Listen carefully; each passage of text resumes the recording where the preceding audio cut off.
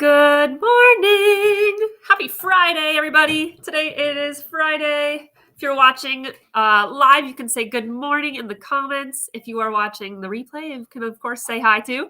You can either comment #replay or just say hey. I love to see who's connecting with me on this lovely day. So today we're going to talk about teaching music history. Where do you fit it in?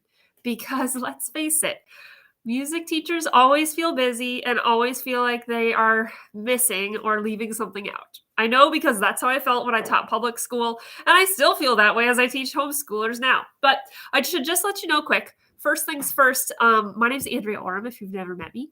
Hi, I'm glad you're here, and I'm glad you're able to connect with us today. Also, I'm doing a giveaway once we hit 100 subscribers on the YouTube channel. So if you're watching from YouTube, awesome. Just hit the subscribe button. If you're not watching from YouTube, you can go peruse, find the YouTubes. I forgot to put a link, so sorry. But you can find it somehow.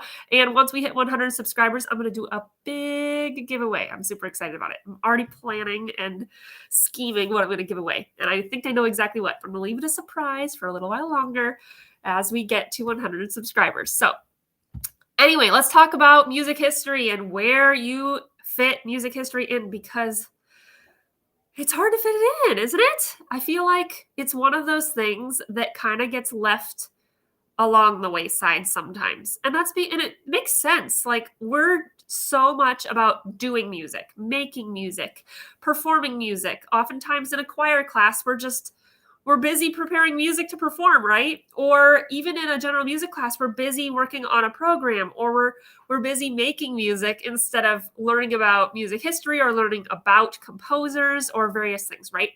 So here's how I fit it in.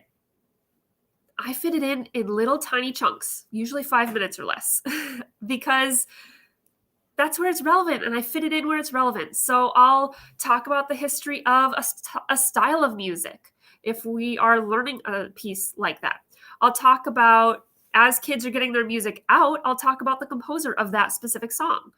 If they're walking into music class, I will have a fun song playing, and then after I press pause or after the song finishes, I'll say, hey, that composer was written by this guy or this lady, and this is their name, and this is when they were born, and this is the country they're from. Does anybody know where the country is? And if I have a map available, or I'll put a map up, right? So there's so many little ways that I fit in music history. Or I'll pick lots of different varieties of genres of music. I'll pick current music. I'll pick music from centuries ago. And so then my students are exposed to lots of different things over time, and it really doesn't take a lot of my class time. It doesn't feel boring. It doesn't feel boring to me. It doesn't feel boring to my students. My students are usually intrigued. Sometimes, and this is another fun tip that I do when I have more time. Right now with my homeschoolers, I usually only see them once a week, which is not a long time. And so I have not done this. But with my public school kids, when I saw them twice a week, which is a lot more often, I would do a composer of the month. And so we would do like 5 fun facts about a composer. We'd listen to something of theirs, and we'd review the clues. And then any class period after that, they could come tell me the composer of the month, a fact that we'd learned, and I would put them in a drawing for a composer of the month prize. So it was kind of a fun way to like squeeze in some music history, music appreciation, that kind of stuff, without it taking all of my class time all the time. And it was fun. And the kids got to learn about history, right? Because I feel the danger of not touching on music history is that kids don't get to learn about the history behind the music they like, behind the music that they're learning about. And it's important. We've seen now it's important that we learn history, because if we don't learn about history, we are probably doomed to repeat it. Just going to throw that out there. So I find it important that we learn music history, and I squeeze it in these fun little ways.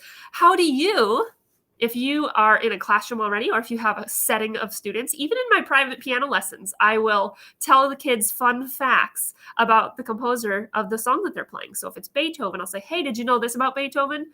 Before they start playing, and they're like, oh, I didn't know that, right? So I just throw in these fun little things, little snippets that make the music come alive for them, that make the composer seem like a relatable human, right?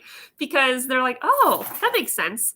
I didn't know that, it just brings the music alive for them in a different way. All right. So how do you do that in your classroom? Have you done one of the ways that I shared? If so, you should let me know in the comments. If you have a new way, let us know in the comments. This group, this new music teacher support and community group, which if you're watching from there, shout out to you.